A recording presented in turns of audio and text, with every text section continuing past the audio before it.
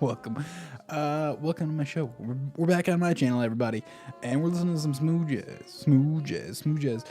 Welcome. Yes, so we're back on my channel. You're either on my channel or you're on Twitch, which is cool. Try to build Twitch a little bit. So I was on DLive. I talk about this a lot, but I was on DLive, and then Justin Sun bought it, and then I couldn't have my quality options anymore. But anyways, we're here. There's this new popular video about unmasking Satoshi Nakamoto, and who the heck was it? Well, it wasn't Craig Wright. This person doesn't actually claim to be Satoshi himself.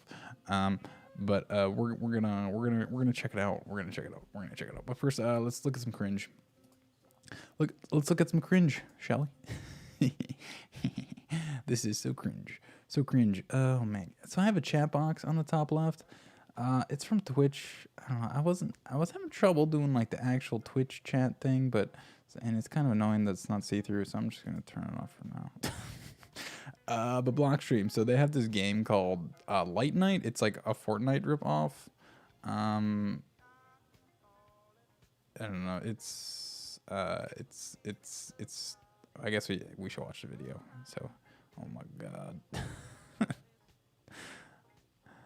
I thought that was video here. Alright, here we go.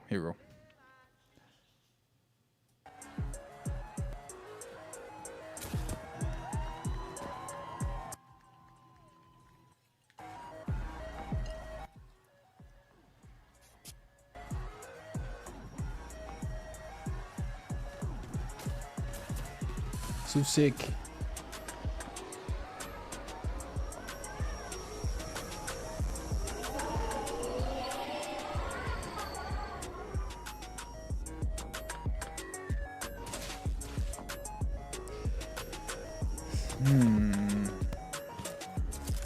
Verify, guys.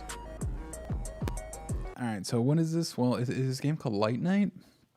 So apparently you can like make money through Lightning Network while playing this game, and then the assets aren't liquid, but you're not supposed to trust the federated sidechain. You're supposed to verify on the federated sidechain. But anyways, it's another Fortnite ripoff, and they have low poly, and they think it's cool, and people will play this. Why?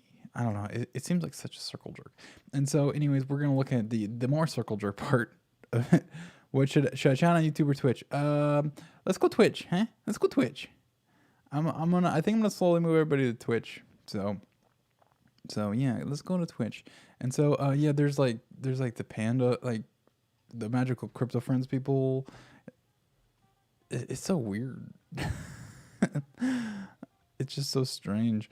It's like such a circle jerk thing. And so Vaughn's cap, there's the Blockstream spy cap somewhere in here, which is always funny because like when you're accused of something, just like meme it and then it's not true anymore. Right? That's how it works. So that's how it works. Everybody knows how it works. When you get made fun of, just meme it, and then it's totally not true. And so yeah, these are all NFTs on a Liquid network. And so shitcoins aren't cool. CryptoKitties aren't cool when they're on something that's not BTC. But when it's on BTC on a federated sidechain, then it's super cool, and we should totally use it because it's BTC. And there's a Jimmy Song avatar, very cool. It's not cool if you're caught on to that. I don't know, it's such a circle jerk thing, and I just looked at it. I mean, NFTs are cool, I guess, but again, it's on a federated sidechain. Like, if this was on SLP, on Bitcoin Cash, it wouldn't even. Okay, sir, I'm on Twitch. What shit? I'm Quokka of the chat. I don't know. I don't know what that is. Trumpy. Yeah. So, it's kind of lame. Really lame. There was this video that I kind of wanted to watch. Now that. Okay, so. First UTXO based NFTs. So they think it's cool because it's UTXO and not ERC20, I guess. So it's okay. I guess that's cool. Yeah, this panda. There's a ref link for a panda, so you can get a 20% in a character. Oh, so if you buy this $20 game with the ref link, you get a free panda. That's so nice. That's so nice. So nice. So nice. And so, yeah, let's get into it. So let's watch this video. So it's 40 minutes long. I might skip through it a little bit, because if you're on the channel, you probably know a lot of this info already. So, but we're just gonna start it, shall we? So, let's do it. So this has 110,000 views, by the way. I'm gonna refresh to make sure that's the right number. I think that's that were infused into. 137,000 views. So this is why we're watching it, because it's Did someone call me? Yeah. What's a panda? I have both YouTube and Twitch chat open. Yeah. Okay. So by the way, there's like this is the third part for this video series, and the first two were like very normie facing. Mandatory mask for Satoshi Nakamoto. The first two were very normie entry level, like, oh, Satoshi was around and then he disappeared, and then the second one was like about Dorian Nakamoto. By the way, did you know Dorian Nakamoto sold $250,000 of the Bitcoin at the top? What a gangster! What a gangster! Anyways. Now, there are only two of the accused who were British. One of those has 2 spaces in every one of his papers. Figure it out, people. It'll take you 15 minutes.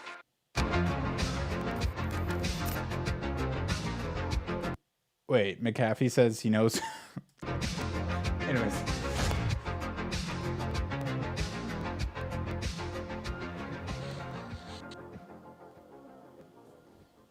Who is it?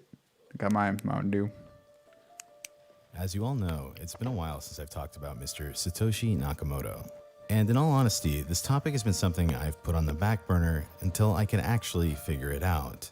Now, I know you all are incredibly anxious to watch this video, but if you haven't watched part 1 or 2, you should know that this video is building off 55 minutes of context, so I will link those together in a playlist for you now. Before we dive into the final chapter of this internet mystery, I really need to provide a disclaimer, as a lot of people bring up the ethics of naming Satoshi Nakamoto. For those people that are concerned that Satoshi is just trying to live his life away from the Bitcoin project, that doesn't appear to be the case. Furthermore, I wouldn't say it's unethical to call out someone who is already a public figure, especially when there's enough evidence to suffice it. Unlike Newsweek, I'm not throwing someone out into the public eye who isn't used to it. If Satoshi is still around, then you definitely deserve the right to know. The dust has long settled for cryptocurrencies, and while I can understand Satoshi wanting to hide early on, that argument really isn't true today. I really doubt anything will actually happen as a result of me making this video, and despite the fact that I can line up 100 different pieces of circumstantial evidence, he still has plausible deniability. 100 of them. Just so you're aware, I'm not the first person to settle on this individual candidate, but while many people have speculated this person to be behind the creation of Bitcoin, I plan on going into much more detail. Apparently, McAfee knows Satoshi. Yes. As I've had time to take the baton and run with it, I'm certain many people in the cryptocurrency space know who Satoshi Nakamoto is, and surprisingly, even John McAfee is one of those people on that list. Yes. I'm well aware that 99% of what this guy has to say is exaggerated bullshit, but even a broken clock is right twice a day. If the secret is already out, then the secret is already out. So it's about time that someone actually builds a case for the most likely candidate. It seems like every month, another person is popping up to claim that they're Satoshi Nakamoto, and frankly, I'd rather tell everyone who Satoshi is than have to deal with a never-ending battle of Satoshi imposters. So with all that being said, let's finally dive into the final chapter and final clue that Satoshi Nakamoto left us. It's all based on that. It's all based on that. Oh, McAfee knows. Yeah, he does. Yeah, he do. It's all based on this final message. In the last part, we discussed Satoshi's message to the P2P Foundation forums. This was a day after Newsweek thrust California resident Dorian Satoshi Nakamoto into the public eye. Last time we covered this topic, I pointed out how this message was never debunked and was likely from Satoshi. We ultimately came to that conclusion because despite the fact that Satoshi's P2P Foundation account was hacked, We managed to find the date that the hacker recovered this forum account. The recovery date showed a 6-month discrepancy. Should have been. Also, at the end of the last video, I hinted at this message being Satoshi's final mark on the internet, but there is actually one other message that exists from one of Satoshi's accounts that has also never been debunked. This message was sent at the peak of the Bitcoin scaling drama, and this message also... Give me a sec. Swap some channels, maybe cracking a little better. ...comes from Satoshi's Vistomail email. Now, if you recall, Satoshin@gmx.com was the email that was hacked, but Satoshi had another email address, and this email was almost exclusively used on the cryptography mailing list. Understanding the context of this message and what happened in 2015 is crucial in understanding why Satoshi hasn't revealed his identity, so please bear with me as we get into some of the technical aspects. All right, well, so like he bases all this... I didn't catch he like really pushed this in your face in the beginning. I watched this once all the way through, and then this is really my second watch through it. And so yeah, he bases everything off this message from August 2015. Anyways, his identity. So please bear with me as we get into some of the technical aspects. All of this begins with the very first response to Satoshi's Bitcoin white paper on the cryptography mailing list. The very first message came from a person by the name of James A. Donald, and he said, "We very, very much need such a system, but the way I understand your proposal, it does not seem to scale to the required size." Fast forward to 2020, and this individual problem regarding Bitcoin scaling still remains. If you've ever tried to send money with Bitcoin, you probably know the transaction process is far from instant.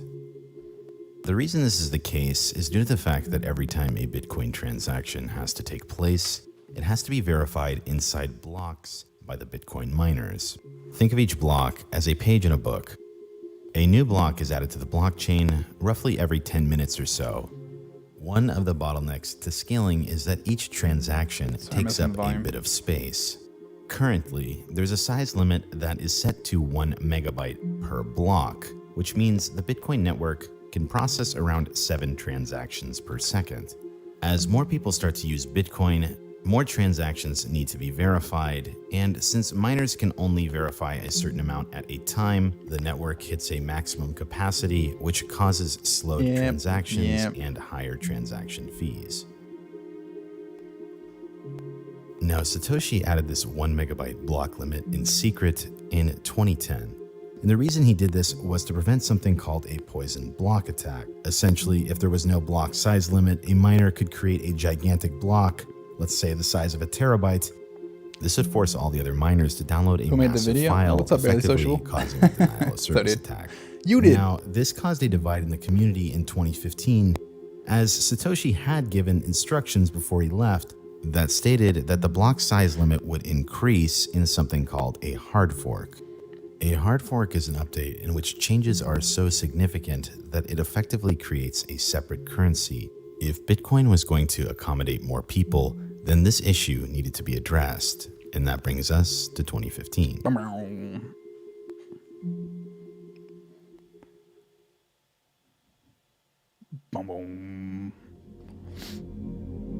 was wondering if you'd stop by.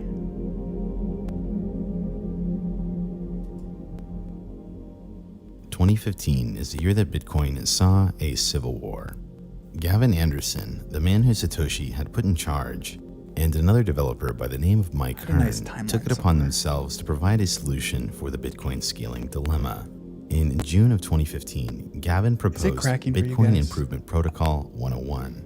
This proposal sought to increase the block size to 8 megabytes and double every 2 years, if the miners were able to reach a 75% consensus and upgrade their software. If this fork was to succeed, then Bitcoin XT would actually overtake Bitcoin as the main currency. Many people agreed that this block size limit needed to be raised. So this is, let's watch this one. You guys might have seen this one. I don't know if you've seen this one, Barely Sociable. It's from 2013. It's a Peter. We all know Bitcoin. It's Peter Todd's. It's a secure, inflation-proof, decentralized currency. You make a transaction and it gets published to the global Bitcoin network. Bitcoin nodes all around the world forward that information to each other, until seconds later the whole world knows about your transaction. Still cracking. Every node, even yours, validates the transaction and ensures All right, let me try one thing.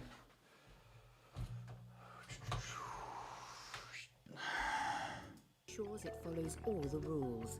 Bitcoin has a built-in limit of 1 megabyte of data per block, or 7 transactions per second.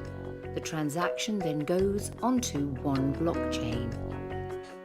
As you know, Bitcoin has become very popular. Unfortunately, supply and demand will cause fees to increase over time, which means small value transactions just won't be practical. The easy thing to do is just have everyone change their software to accept bigger blocks all at once. Fees would go down, but you will need an expensive data center to run a node. Oh no. And you won't be able to do it anonymously. Not a data center. Mining pools will be forced to close due to rising costs and regulations. What's left are large, powerful and regulated pools controlling what transactions happen at all. Doesn't that look like banking today? Oh my This god. is not the Bitcoin we know and love. We have an alternative to increasing the block size: off-chain transactions. The block size stays the same, and mining stays decentralized. You'll still use the blockchain for large transactions. Small exchanges will be handled by payment processors, which means small purchases like your morning coffee don't clog the whole system up. We can use the very same cryptography that makes Bitcoin secure to audit off-chain payment systems, as well as effectively make it impossible to get away with fraud or theft. Imagine a plexiglass bank where you can easily observe the inner workings. This video is such bullshit. Unlike the completely public blockchain where you can't pick who mines your transactions or who you trust to do validation, off-chain transactions can be both instant, truly private, and you have complete fuck is control this? over who to trust. Welcome to the next level, bro. What can you do to keep Bitcoin decentralized? I'll tell you If what you're it a is. miner, only mine at pools that support the block size limit and ask your pool to publicly say so. Only support If pools. you are a user, ignore anyone trying to change the Bitcoin software you use to increase the 1 megabyte block size, and tell people you transact with that you support keeping Bitcoin decentralized and out of the hands of the existing corporate system. Oh yeah, so unlimited megabytes is the corporate system. Remember, Bitcoin is democratic, and the only way the block size can change is if we agree to let that happen. So this is a Peter Todd video, yes. So John Dillon, who I did mention to you in a tweet. So John Dillon is this mysterious figure who showed up around 2013. So this is from May 2013. This is the first propaganda. Like I've gone through my history. I opened up my own timeline that I made a while ago, and so yeah, and so Peter Todd, February 2013. He said, "I'd be very happy to be able to wire money anywhere in the world, completely free from central control for only $20. Equally, I'll happily accept more centralized methods to transfer money when I'm just buying a chocolate bar." February 2013. And then this was commissioned by John Dillon and Peter Todd basically made this. This is the only video on this channel. Look at how many downvotes it has. If you would show this to Maxi today, they'd be like, yeah, this all makes sense. But yeah, this is the first example of really the small block propaganda. And so, yeah, it says if blocks get big, you have to have a data center. So it's a lot of the same rhetoric that we use today. And so, yeah, Peter Todd and John Dillon is probably the most interesting early day story. And then, of course, Blockstream was founded. This is a very good timeline. Yeah, Blockstream was founded 6 months later in Quebec, 2014. So, anyways, back to the video. So, yeah, that's a fucking crazy video, crazy propaganda video. So, socially distant for life, fight the power. Capital belongs to those who fear most. So, anyways, back to the video. Raised at some point in time, but the hard part here is getting everyone to agree on one proposal. Gavin's proposal was quite popular, and while it wasn't perfect, What's up, pair? many people saw it as a way to deal with the oncoming influx of new individuals to the network. However, many of the other developers were not on board with this decision, particularly one for-profit company involved in Bitcoin's development. What you need to understand here is that Gavin expanded Bitcoin's team from 2011 to 2014. And throughout this entire time, Gavin and the Bitcoin Foundation were playing the regulatory game. The Bitcoin Foundation, to which Gavin was a founder, was created to improve Bitcoin's reputation after the Silk Road gave it its criminal background. The Bitcoin Foundation was the one hit with threats for running an unlicensed money business, and the Bitcoin Foundation was the one who testified against lawmakers successfully. Satoshi ran away at the first mention of the government, while Gavin's foundation played it correctly and lobbied for the right regulation. While Satoshi Nakamoto invented Bitcoin, Gavin's stewardship made it successful. But after all this, in April of 2014, Gavin would step down as the lead developer to focus on promotion. 6 months after Gavin would step down, Blockstream was founded, a for-profit company among a group of top developers. Essentially, their proposal would encourage transactions to be done off-chain, where Blockstream could pocket the fees. Wait, so let me look at this. This timeline sucks. I swear I have a different timeline.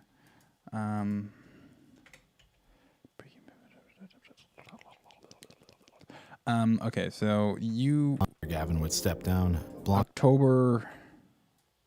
When did he? April. So Blockstream, the actual company, was registered January of 2014.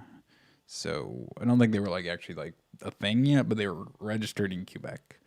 Actually, before this, Gavin Brad didn't even know about it at the time, though. So, but 6 months after Gavin would step down, Blockstream was founded. This one, yeah, I just saw this one just said October. So, a for-profit company among a group of top developers. Essentially, their proposal would encourage transactions to be done off-chain, where Blockstream could pocket the fees instead of the miners. You can find a wide variety of opinions on Blockstream online, but I think Andreessen, isn't it Andreessen? My wife's called Andreessen. Andreessen, and Andreessen. I think it's naive to think that venture capital being injected into the development of Bitcoin wouldn't change the goals a little bit. So is Blockstream's goal to generate profit or to increase the value of Bitcoin? So we actually have Green Address also, the consumer wallet, Right, you say that. mobile wallet. But yeah, largely right now, all of our stuff is free. We're mainly focused on R&D. We have been very focused on R&D. We'll have Liquid coming out early next year, hopefully, fingers crossed, and that will be a commercial service that will generate revenue. But the goal is everything will generate revenue. It's not this we're going to build stuff for free forever. Now, getting back to Bitcoin XT in 2015, if Gavin was successful in getting 75% of the miners to come with him, there would be no point in developing sidechains, and Blockstream's investors would probably be pretty upset. Gotta find that. This was a coup, because not only would this force blocks to get larger, it would also give developmental control back to Gavin and Mike Hearn, as Mike was the only one with commit access. By the way, Tao, I did get your tip. I do not see it coming through. I didn't see it coming through though. I'll run a test real quick. To Bitcoin XT. Now I want you to pay attention to the following statement given from Blockstream CEO.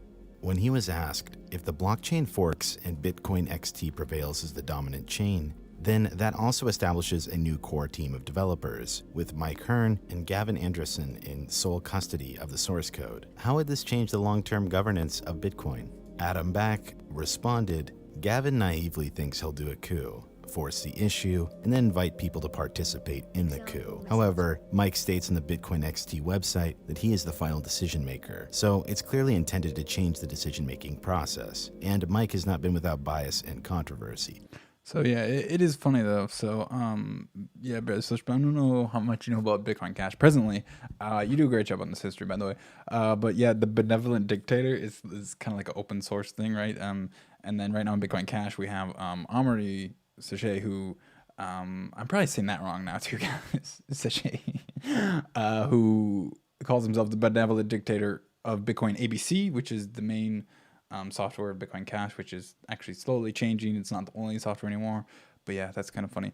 And then, yeah, this is just so silly because, like, Gavin thinks he'll do the coup, even though Gavin gave the maintainer to somebody at Adamback's company. But anyways. Intended to change the decision-making process, and Mike has not been without bias and controversy. It seems quite unlikely from indications I see that any of the core people who maintain Bitcoin's security will participate in Bitcoin XT. It is therefore not clear that Bitcoin XT will have the resources or expertise to maintain its safety and security. On a small side note, I managed to dig up some of the private conversations that were taking place in June of 2015. One of the really interesting logs I found came from June 16th of that year. In the months leading up to Gavin making this proposal, he was trying to raise the block size for a very long time. Blockstream CEO Adam Back was acting like they were in favor of increasing the block size, but they were just acting like he needed to go through the consensus process. But they essentially would never get back to Gavin.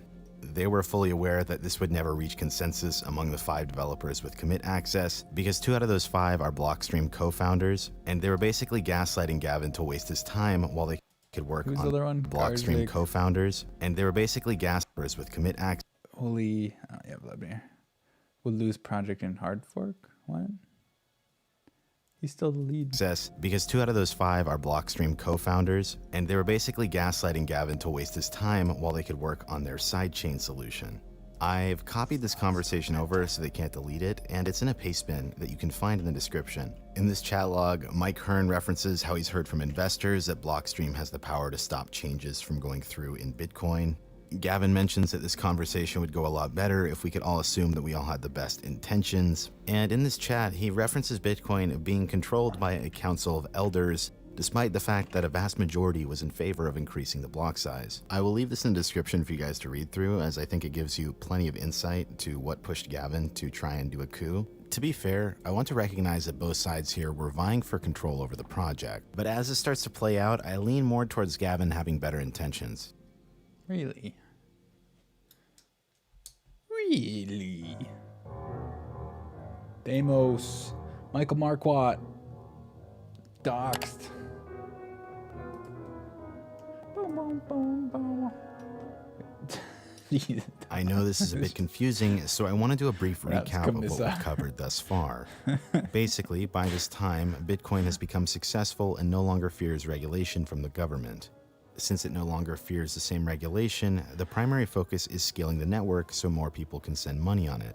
Satoshi originally planned on having a hard fork, which would create a new currency with a larger block size higher than 1 megabyte. A group of developers funded by venture capital plans on profiting by keeping the block size small. Gavin likely realizes this is happening and creates his... I don't think he ever got the AXA Bilderberg link either. Actually, now I think about it. Proposal 101 to try and regain control. For this to happen, Gavin has to get 75% of the miners to start using his version of the software. And finally, Blockstream CEO made a subtle threat about security towards Bitcoin XT. Now, hopefully you understand what's going on. Who else made a subtle threat about another node software? Because shit's but he was in Chinese. About to get way more hectic. After Gavin posted BIP 101, it really created a sense of urgency to update Bitcoin. Nobody wanted to get left behind, and miners needed to cast their vote and make an informed decision. Naturally, for people to stay up to date, they had to go to one of Bitcoin's main discussion boards. And at the time, r/Bitcoin was the main hub for discussion. But where this gets incredibly sketchy is when moderators of r/Bitcoin ban all discussion of Bitcoin XT. Hey, lovely day. Now, I'm no genius here, but how is anyone ban all discussion? Oh, triggered. But where this gets incredibly lovely day. Sketchy is when moderators of r/Bitcoin ban all discussion of Bitcoin XT. Now, I'm no genius here, but how is anyone supposed to make an informed decision if they can't discuss the topic?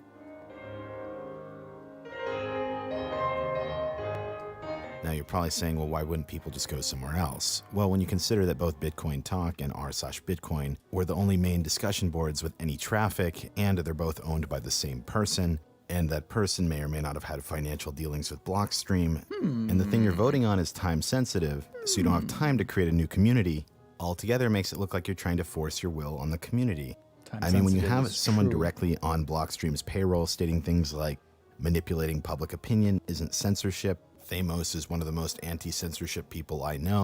Well, to be fair, this guy likes to eat dogs, so. And I'm not aware of any evidence that r/Bitcoin engages in censorship. And then a conversation comes out with Thamos stating that the way I operate r/Bitcoin is consistent with self-ownership. r/Bitcoin is a private centralized website. I am free to operate it as I wish. I am under no ethical obligation to allow total free speech just because I believe in self-ownership. And my personal favorite, this is in accordance with my principles. I don't take free speech I like to be that an one. I ethical haven't heard that axiom. line before. There would have been no way to prove this conversation was real until Thamos acknowledged it himself. Now, this is a complete 180 from what Thamos used to. Oh, okay. I haven't Thamos actually acknowledged read it. through this. I was writing this while simultaneously watching the Scaling Bitcoin live stream, and while doing someone clearly already hostile to my views, so my responses were as detailed or diplomatic as I'd make them and give my full attention to posting done for water. I don't see anything inconsistent with past statements, though. Beware, he might have modified some of this. Jesus. Okay. Himself. Eating Now, dogs this is a and censored complete red 180 plus are from two what Thamos used to different say activities. before Blockstream was founded. The Nope. free and open discussion on this forum help individuals in the Bitcoin This is a community classic. achieve truth. Everyone has some wisdom or knowledge to contribute to a discussion, and everyone who reads the discussion and gains that knowledge gets closer to the truth. This is much more effective than having truth dictated by a handful of moderators or voted on by an electorate. So what could have happened since 2013 that made you Classic change your mind? Thamos. Blockstream CEO later admitted that Thamos was censoring the subreddit too. However, they claimed that the reason to justify this was because there was vote manipulation going on. They later released a study for proof of this situation, but I find it incredibly convenient that the person who conducted this vote manipulation Oh, of course, it's Bashko. study Classic. was one of the people participating in censorship. Furthermore, I also looked through this study, and the sample data they used was 6 months after this event took place. And I'm highly skeptical because Reddit makes it incredibly hard to track any upvote metrics on their site. Most of the people being downvoted in this data set were the people that were censoring the community and were rightfully hated. It's funny that Bashko Oh god, it's so funny to look at these were the people that usernames. were Targeted users, upvotes, downvotes. Don't know those people. Luke Jr., Eric Voorhees is getting downvoted. Nicholas Droyer, Nulk, censoring the community. and wait, he was getting upvotes? Oh, Eric was getting upvotes. Voorhees, yeah, because he was all for it. Okay, and Thamos downvote. And were rightfully Jay Radcliffe. hated. Okay, really? Hey? It's funny that Bashko would even post this study because even he admitted that this situation escalated to censorship months before. Now, how do we know that Classic Thamos has Bashko. involvement with Blockstream? Well, in 2011, Thamos mentioned that if people wanted to donate, he would add improvements to the forum. This was the amount of Bitcoin received to his address. Now, after 2 years went by and nothing happened, some people started to ask what was going on. Thamos then mentioned that he planned on creating a new forum software, and instead of, getting help from a community of open source developers, he ended up hiring a no-name studio by the name of So this is why we go to Twitch, because there's less delay. The delay is like so short. Slickage for 3, 100K a month. 2, And tell me, how does a 1. no-name studio land a client Yeah, for it's like 100K a 3 month when they seconds. operated out of this rundown apartment? Inside the technical documents of Slickage's GitHub, a person by the name of Warren at slickage.com was found. People ended up finding out that this person just happens to be the same Warren Tagami that works at Blockstream. This means that when this was found, he was working at the same company Thamos hired and Blockstream simultaneously. Boom, boom, boom. I understand that developers can have multiple jobs, and it doesn't necessarily mean conflict of interest, but when this company was only used because Warren Tagami used to help Thamos with the forum, and to top that off, this company reports nowhere close to 100K a month in revenue, yet has continued on Thamos' forum software, and it's 2020, and everyone's still using the old forum, Something isn't adding up here. To be fair, both Warren and Thamos denied any conflict of interest. They claimed that this evidence was being used to push a conspiracy theory that Blockstream had hijacked Bitcoin Core. But when I tell you who Satoshi Nakamoto is, I think it'll be as clear as day as to what's going on here. No, I still don't get how it makes sense. The failure of XT. On August 15th, 2015, Mike Hearn would write to the Bitcoin mailing list, "Hello.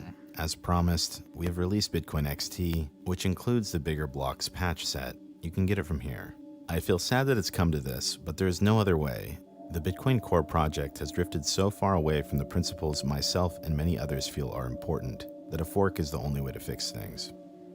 After Bitcoin XT was launched, it saw a reasonable amount of success. Despite one side having full control over discussion, many new nodes were running the software. Meanwhile, on the forums, individuals were calling for Thamos and moderators to step down. Due to this monopoly over discussion and no compromise being made, this event Bitcoin mods need to go mealy mouth pussy. divided the community to this day, and this event popularized the subreddit by Comment, remove my moderator. We're doing a sit-in. They can bring the dogs in. the name of r/BTC. While the subreddit generally caters to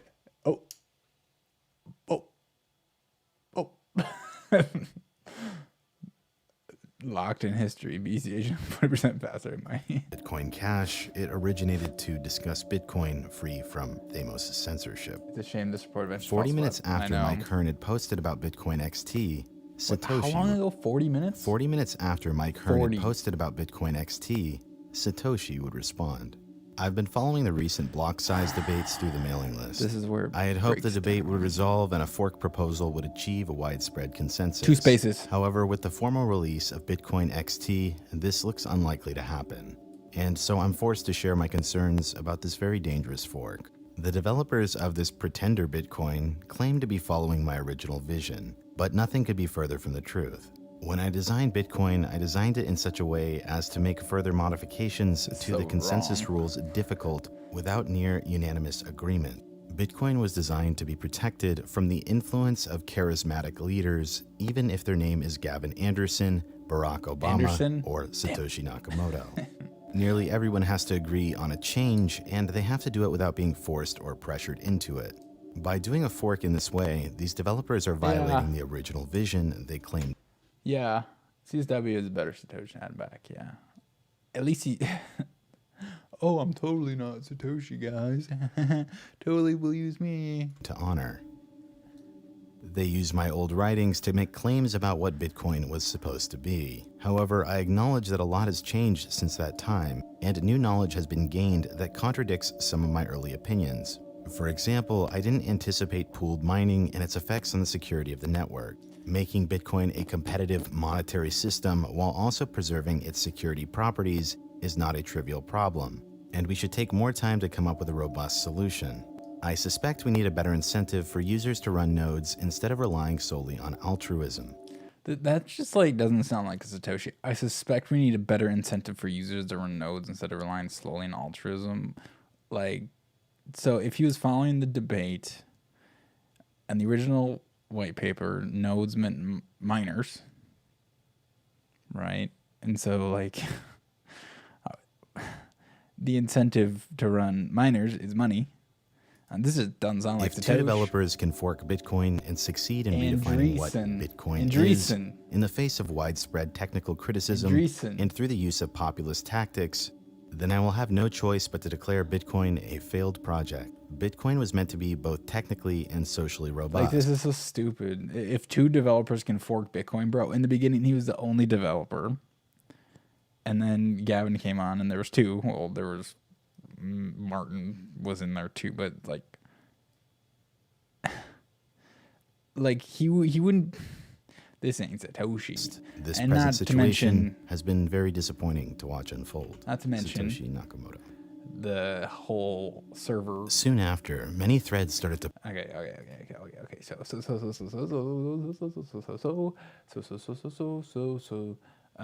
First of all, that doesn't sound like Satoshi at all. at all. And then, so when that email was used the last time and the news was on our Bitcoin, the Vistomail server was misconfigured at the time, acting as an open relay because at that moment the news about email was out. I opened a terminal and did a telnet connection to Vistomail.com mail server, and it let me in. It was an open mail relay at a time. And so what does this mean? You could see Homo Pizza. I remember I was able to connect there, send a mail with any username. Too bad I didn't make a screenshot. And so yeah. So I told Barely Sociable this, and he on Twitter, and then he responded that, let's see, I know it's spam, but he basically says he opened up a telnet server. He didn't compromise it. And so he still thinks his email is real. And so it's not. And again, this whole video is like great up to this point, and then it like takes this email's real, and he took this email in the beginning, right, and kind of like based everything around it because Satoshi was around, and then he left after CIA, but he came back with this small block narrative, and because of that, and because he thinks this email is real, this makes Adam Back a small blocker, more likely to be Satoshi. So yeah, it's so not Satoshi. I know. It's like, Pop up that someone was attacking Bitcoin XT nodes. Kicking them offline made them unable to vote. Bitcoin XT was supposed to reach consensus by January 1st, 2016. And between the span of August to December, 2 separate conferences were held by the name of Scaling Bitcoin. I want to point out that 2015 was the only year that they held 2 of these. 2 of these. Bitcoin XT failed to reach a 75% consensus, and on January 28th, 2016, the patch was reverted. I personally believe it to be very apparent that Bitcoin Core didn't play by the rules. Really. And so he another thing Barely Sociable uses evidence on Twitter for me is that Adam Back was active throughout the day. And so he could have logged back in as Satoshi as a day, but really he could have been the one that hacked it and pretended that he was Satoshi. Thought about that one? In my opinion, this was a community power struggle. Anyone who supported Bitcoin XT was ousted from Bitcoin Core. Coinbase, for example, supported Bitcoin XT and then had themselves deleted off the Bitcoin.org website. Classic. I believe that everyone knows who Satoshi is at Bitcoin Core. And the reason you're probably not seeing anyone speak out is because of something called a non-disclosure agreement. So when Gavin came out publicly and said this, Kevin Andreessen, chief scientist, speaks about Craig. I do think Craig is Satoshi. I met with him in London. He fits the kind of person that I was interacting with way back in 2010, and he provided some cryptographic proof using the private key from the very first Bitcoin block to show that he possessed that key. So although it's impossible to prove something like that 100%, I think for me, he's proved it beyond a reasonable doubt. Gavin later mentioned that there was a chance he could have been bamboozled by Craig Wright, but I personally think he never thought that Craig Wright was Satoshi, and he was in on it. He was in on it. Craig Wright has been someone who is known to have wanted to have a larger block size. It makes sense that Gavin named someone else as Satoshi because he wanted to win community support over the block size. No. If Bitcoin Core didn't know who Satoshi Nakamoto was, then why would they revoke Gavin's commit access as soon as he named Craig Wright as Satoshi? Maybe because Craig Wright isn't Satoshi. Yes, Gavin is wrong. Sorry. TOG, Eric Boys is a big blocker. Luke Jr. is insane. Adam Back is bad for crypto. Box is gay. PCH is Bitcoin. Yeah, those are the 6 axioms of a peer-to-peer casher. And so saying Gavin was in on it is quite a stretch, I guess. They use that Craig Wright thing as an excuse to kick him out. They just didn't like him because he's a big blocker, so let's be real. They upheld revoking his commit access despite knowing he wasn't hacked. It's almost like they didn't want to see any evidence because they already know who he is. Before I cut to the chase, there's one Reddit comment I want to read from Gavin. In this thread sharing an article about how Craig may have tricked Gavin, someone insinuated that Gavin might know a little bit more about the situation than he leads on. Gavin replied, I won't violate people's privacy or repeat things told to me under non-disclosure agreements, so I'm stuck. I'm not going to say anything more, except I suspect someday the full story will come out, and it'll be made into a movie. Gavin Andreessen, give me the rights. Give me the rights. Let me make your movie. So who is it? Who's Satoshi, guys? Who is it? Who is it?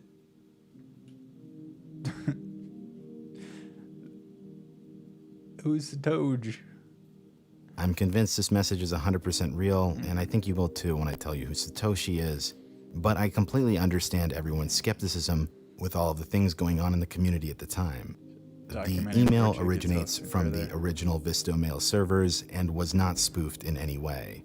Hey, I'll throw it out there just because we're live and I got some fans. I need $70,000 to complete this documentary from the rest of the shooting to throughout post-production, and I might do a flip starter once the world opens back up, but that's what I need. I did get $5,000 committed from somebody, and so if you have 65, let me know. Otherwise, I'm gonna do a flip starter in a couple months when the world opens up, and hopefully I can somehow sneak into Venezuela. That's where I really want to go, but you know, the whole you know, communism or whatever the fuck socialism going on there. I have to go to Colombia and like sneak in with like me and one other person. I want to go there, South Sudan, and I try and get a couple other key interviews. So yeah. The domain owner hadn't changed since 2007. This email was never compromised. Now let's take a look at the writing style. Yes, it was. Notice the double space after a period, and Satoshi writes in British English. Notice the spelling of honor. I know there's still some room for doubt here, but that's kind of the point. I'm certain he could have proved his identity, but the goal of this message was to influence people. Once Bitcoin XT failed, there was no longer a reason to follow up. Our final clue is that Satoshi Nakamoto is against a larger block size in the present day, and it's time for me to reveal who he is. When it comes to this or any topic, I have to say the simplest answer is likely correct, and it's no surprise that one candidate literally matches every single detail to Satoshi Nakamoto. Despite how many people will tell you that Satoshi Nakamoto is a collective or Satoshi Nakamoto was made by the government, there's not really any evidence to suggest that. Satoshi's female. If you recall from part 2, I stated that Satoshi was either trying to throw us off the trail at every given opportunity, or the clues should be taken at face value. As it turns out, he didn't go to that great of lengths to hide his identity. The first clues that we should take a look at are which technical documents were used to create Satoshi's white paper. There are only 2 core ideas that were infused into the creation of Bitcoin. Sure, you had a lot of applied cryptography and other aspects of the project, but the main 1,000-foot inspiration was the B-Money proposal, as it outlined all of the ideas for a digital ledger that we see in the blockchain. And the second component was the proof-of-work system, also known as Hashcash.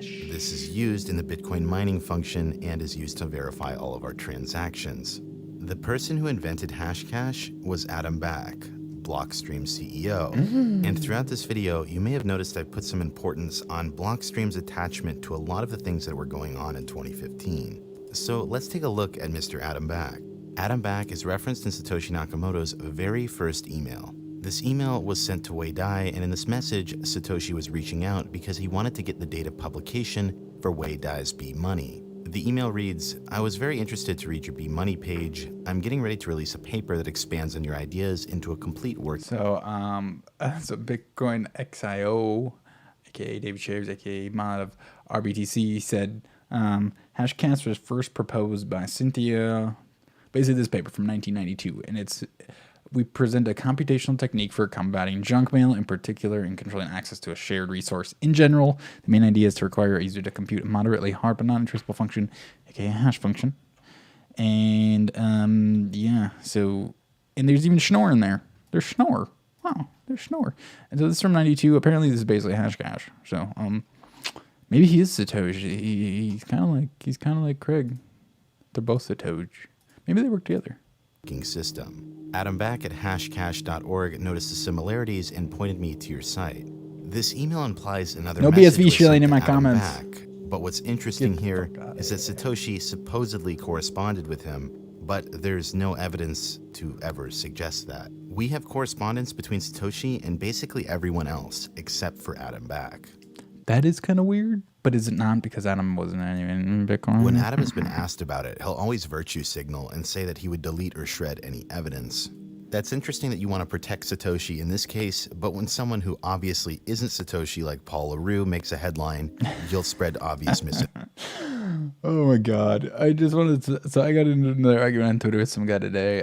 He thinks Paul LaRue is Satoshi from that 4chan post. And I know the person who created that 4chan post. I know the shit posters, okay? He completely made it up as a huge elaborate troll. Paul Roy is definitely not Satoshi. Then the guy blocked me today.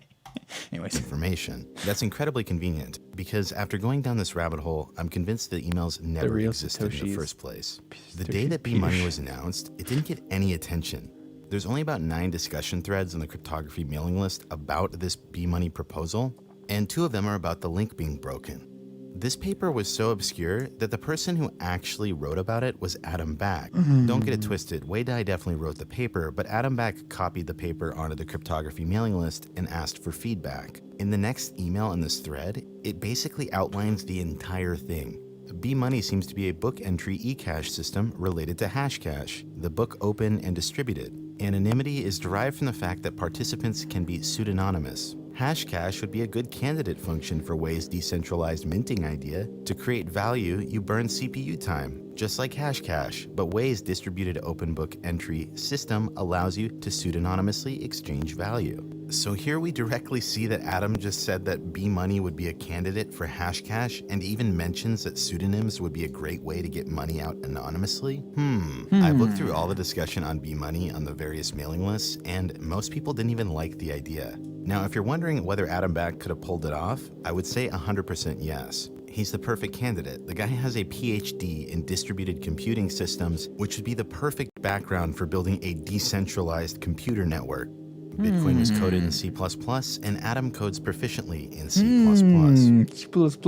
Something we need to consider is that Satoshi Nakamoto is an inventor. He created a new piece of technology. And this guy was filing multiple patents a year up until April of 2005, and then he just disappears until March 2010, which is a full year after Bitcoin was released. I looked through all of the mailing lists that his email was associated to, and he goes dormant from 2007 until 2010. So he wasn't around for 3 years because he was making Bitcoin. He was also not writing any academic papers during this time. What was he doing? According to Adam Back, Satoshi supposedly even sent him the software once it was released. But according to him, he shrugged it off and didn't mine a single Bitcoin. Adam has never provided proof of these emails either. Now I know what you're thinking. Well, maybe Adam didn't have any interest in anonymous payments anymore. After all, that was back in 1998. But here's the thing. Around 2007, right when Satoshi started on Bitcoin's development, if you read Adam Back's Wikipedia page, which he wrote himself, it reads, he has an interest in privacy technology and electronic cash. So you had time to update your Wikipedia information, stating that you're interested in anonymous payment systems right when Satoshi started development on Bitcoin. But when Satoshi finally figured out how to do something that you planned on doing since 1998, you don't even bother to open the software? How convenient. How convenient. It's not like you were busy during this time. Call me crazy, but if we dive deeper into Adam Back, more coincidences just start lining up. What about Satoshi's writing style? Well, if you recall from part 1, he uses British English, and whenever possible, he is known to use double space after each period. Bloody different. Adam Back frequently includes double spacing after each sentence in his various writings, and he's British, so British English is also included. Remember how Satoshi hid a political message inside the Genesis block that references the Times, a UK newspaper? Well, what if I told you Adam Back is known for leaving political messages with compact code? And he grew up in London, where the Times newspaper was distributed. Moving on, not many people know this, but web design wasn't Satoshi's specialty. He actually received help in creating the forums from a guy named Marty Malmy. But if you take a look at the earliest capture of Bitcoin.org when it was done by Satoshi, it's incredibly minimalistic. And if you take a look at cypherspace.org, Adam Back's website, and look at the earliest capture, it looks incredibly similar to Bitcoin in layout. Satoshi Nakamoto also looked up to Hal Finney. Do you know who else looked up to Hal Finney? Adam Back. As I mentioned earlier, there's a large gap in Adam Back's digital footprint, and he reappears on Twitter in 2010. When he resurfaces, he becomes a resident of Malta. Malta is the location you move to if you're about to receive a large amount of money that you don't want to be taxed heavily on. Do you remember from part 1 when Satoshi said, I make this appeal to WikiLeaks not to use Bitcoin? If you dig through Adam Back's 19,000 tweets to the very beginning when he took to Twitter, his first year on the platform was him advocating about the discussion of WikiLeaks. In 2012, he started updating Wikipedia articles about Bitcoin, providing detailed insight into the history of it. But something you should know is that the guy didn't get involved with Bitcoin until April of 2013. Once again, this guy cared enough about Bitcoin's history to update its Wikipedia article, but not enough to mine a single Bitcoin. It's also incredibly interesting that Blockstream and its entire purpose is to hire people to further the development of Bitcoin. The guy has received over $100 million in funding, but here's the thing, he's never once committed a single line of code. How would these investors know the guy's qualified to further the development of Bitcoin if he's never touched the thing? Either these are the world's dumbest investors, or he's Satoshi Nakamoto. Or he likes to Do you ruin guys want to know the Bitcoin. date that Adam Back does finally join the Bitcoin forums and start participating in the community? April 17th, 2013. This is the exact date that an article by the name of The Well-Deserved Fortune of Satoshi Exact date. Nakamoto came out. He joined back the day everyone figured out how much money Satoshi Nakamoto had. It's In his strange. introductory post, he starts off bossing people around. He doesn't have a natural progression into the community whatsoever. His first post is telling others to fix certain explanations on the Bitcoin wiki. A few days later, someone ended up linking the post about Satoshi Nakamoto's fortune on the forums, and Adam chimed in saying, well, that's kind of an unfortunate privacy bug. Coincidentally, I thought I fixed a few potential issues like this in Hashcash. Wait, for what? Satoshi now, maybe he can find a private... Yeah, see, so it was originally designed for anti-denial service for emailers as well as anti-spam for email, so privacy and linkability mattered. So it wasn't you that did it first. buyer But via a lawyer and Swiss banking services. Or perhaps we're forced to implement Zerocoin to protect him. Anyway, don't sweat it, people. He can probably get by on a few million play money and his post-privacy bug fix mining horde, until there's a solution on his post. When was that bug fixed, by the way? I can't tell from those low-res graphs. And he's probably holding out for the 10K Bitcoin era anyway. Have you ever noticed that we only know it's about 10K Satoshi's now. first year of mining? Well, it's incredibly interesting here that Adam Back implies an entirely separate hoard of coins. And the bug fix he's referring to is so incredibly obscure. How would you know about a mining bug fix that was never included in the changelogs in 2010 when you supposedly got to the forum 2 days ago? And the fact that he mentioned these Swiss banking services that are confidential, that might explain why Blockstream shifted gears to profit off the block size being small. We may never know, because Adam Back, just like Blockstream, never wants to make the financial intentions clear. Later on, Adam Back actually wrote to the author of this article and said, question for the blog author, when was that bug fixed? What proportion of the 130 mil did he spend or cash? That's just curiosity. And I suppose it seems that you're getting too close. You might want to stop in Nakamoto's interest. So, coincidences, I guess?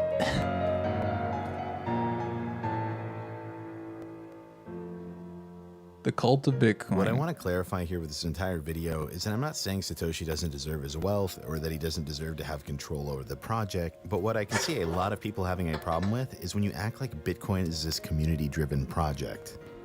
Furthermore, acting like Satoshi is living this private life and has to hide from government agencies is a complete virtue signaling lie. And this claim that his privacy needs to remain a secret just because people might come after him for his coins is complete bullshit when you consider that other currencies have faces to them and they can guard their wealth with no problem. It's like saying every rich person has to hide away from the public. This person gives public talks, this person has 150,000 followers on Twitter, and this person is a spokesman for a business. Do you want to know the real reason Satoshi hasn't revealed his identity? I'll let Adam tell you himself. So first one, in your opinion, who is Satoshi Nakamoto? I really don't know. I would suspect it's one person, just because of consistency of code and difficulty of Maybe he is Satoshi. privacy and secrets across a group. But other than that, yeah, I think nobody really knows. If you get an opportunity to know who is it, Well, I think actually it's better that we don't know, because it helps for Bitcoin to be considered like a digital commodity, that, there was somebody that discovered the commodity, but there's not somebody. People have a background in hierarchical thinking. So some people are wired a little bit different and they don't like authority and they want to think for themselves. But many things about society are hierarchical. And so if you look at what the media tends to do, sort of mass market media, and the average person, they see something new and they want to who's in charge of it? Who should I ask? Could we ask somebody to change something if it doesn't suit us? And so, if there was an identified founder, that thinking would lead lots of people to asking or demanding things. So the fact that that founder is kind of apocryphal news, and presumably he's not coming back at this point, right? That takes away that opportunity, which... I mean, heaven forbid people think for themselves, and that seems to be a common theme in the Bitcoin project. In 2015, the entire community was in favor of increasing the block size, but Blockstream and all the other developers forced that upon everyone else. Considering that Bitcoin is supposed to be this censorship-proof money, that's really, really ironic. And not to mention the blatant manipulation when Satoshi wrote that everyone has to agree on a change. If you ever use r/Bitcoin in the present day, it's still heavily censored. You're not allowed to be critical of Bitcoin in any way. Forget that a lot of other projects have already fixed its problems. Because if you don't, and you don't put your faith in it, then Satoshi Nakamoto can't deliver you from the evil banks. Heaven forbid people in a community-driven project ask for something to be catered towards the community. The problem here is a conflict of interest. With hiding your identity, you have two sets of investors to please. Those who invest in Bitcoin, who want it to succeed in the long term, and investors of Blockstream who want to push transactions off the main network to make money. And you've created a borderline cult when the same people that used to be obsessed with decentralization now actively support Blockstream's alternative centralized network. This situation has been very disappointing to watch unfold. This is Barely Sociable. Have a good night. All right, so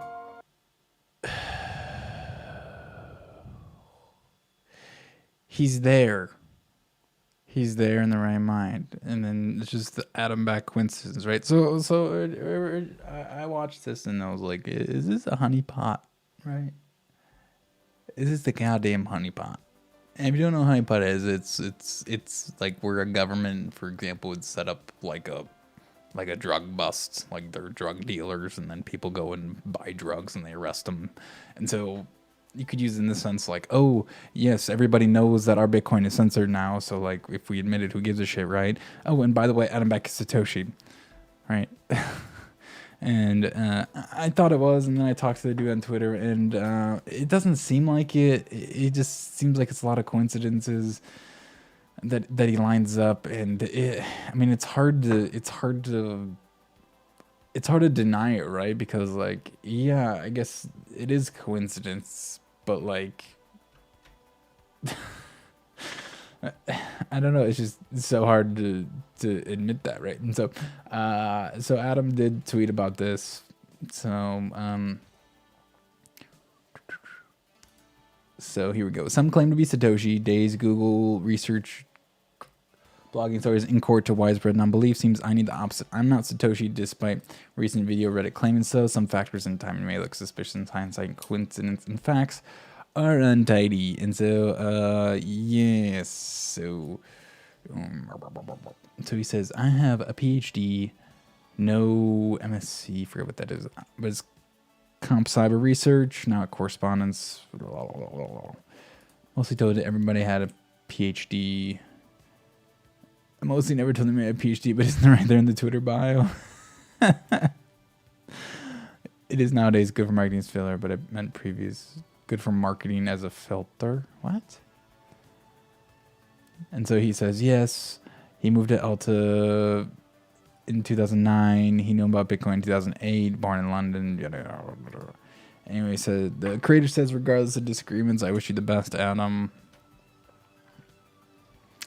And so, yeah, he's sticking by this. And so people are like, oh, well, Satoshi would totally deny it. MSc, Master of Science. Yeah, okay, it makes sense. Oh, Satoshi would totally deny it. Those people who write articles need to develop critical thinking skills. Pathetic. Yeah, this is two memes ago. Adam Back denied the Reddit videos. Oh, what? See, he's going off on our Bitcoin. So, yeah, that's fine.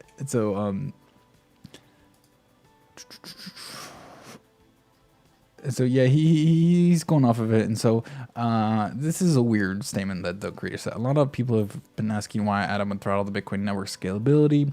I was so frustrated when making the video. I rushed this portion out without properly explaining it. So here you guys go in case you're wondering. So why would he throttle Bitcoin? Limiting transactions. This is just such a weird reasoning. Limiting transactions mean you're likely to hold on to it longer. The reason the dollar is incentivized is to be spent because it's worth less over time. The way people are less likely. This way, people are less likely to use Bitcoin, meaning his stash of coins is worth more if people believe in it. You may have noticed his store value near being pushed. Likely, Adam realizes that if he throttles the network, he can make money at both ends. So he can make Bitcoin's inability to scale and his holdings, which it would appreciate from deflation. So he basically thinks, you know, we hoard it, Beanie Babies, and then also side chains. So that's kind of a weird reasoning, I guess. You go in Hal Finney. Adam probably helped. Yeah. So that was weird. That was weird.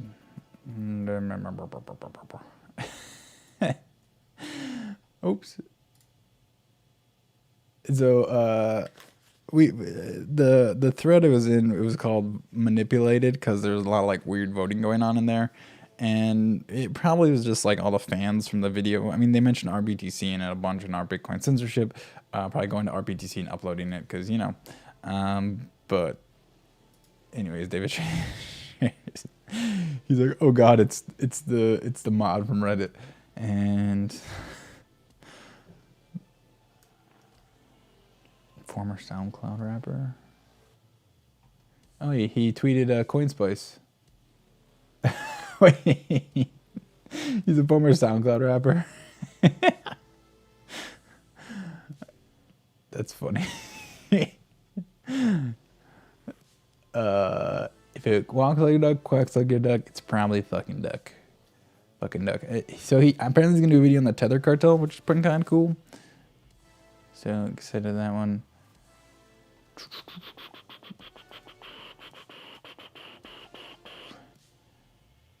Like your delete.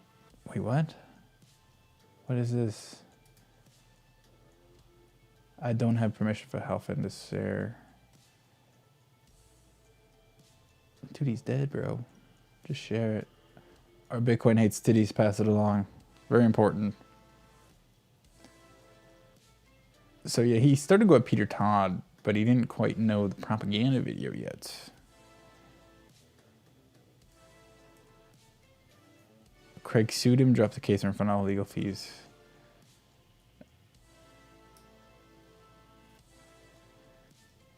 Oh my goodness. He's saying he can't disprove it. So yeah, he thinks he's onto something here. So, and then he calls Cobra a snake, which is funny. You're not known for being the most honest person in the bunch. So, yeah, he still thinks it's Adam Back, which, again, it's hard to like disprove those things, right? It's very hard to disprove those things. So, what do I think about the video? Again, great history. It's like, it has 137,000 views. It's a lot of views. It's a lot of people waking up to the censorship of it, right? So that's amazing. It mentions Bitcoin Cash a little bit, which is fine. It wasn't like overly shilly, I suppose. But again, it's just like the clickbait of unmasking Satoshi Nakamoto. But now it's like, oh, Adam is Satoshi. It's just strange. So, as a normal person looking at this, though, you're convinced that he's right? I mean, it's like, wow, it's too many coincidences. Too many coincidences. So, so yeah, he has his other two videos in the series. Again, if you're here, you probably know everything in the info in the first 2 videos. I watched them both.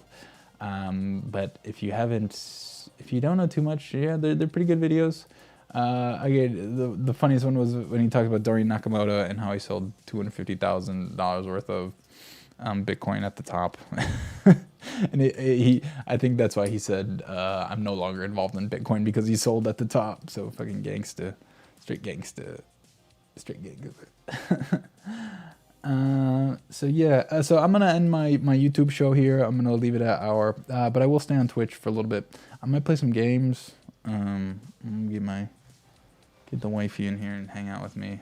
Probably not on a camera, but yeah, go to my Twitch, please. I'm gonna go to the bathroom and I'll be right back. But I am ending YouTube here, twitch.tv/Collin State. So maybe I'll browse Twitter for a little bit more, see if I can shitpost, you know, do that type of stuff. So anyways, bye YouTube. Go on Twitch if you're still bored.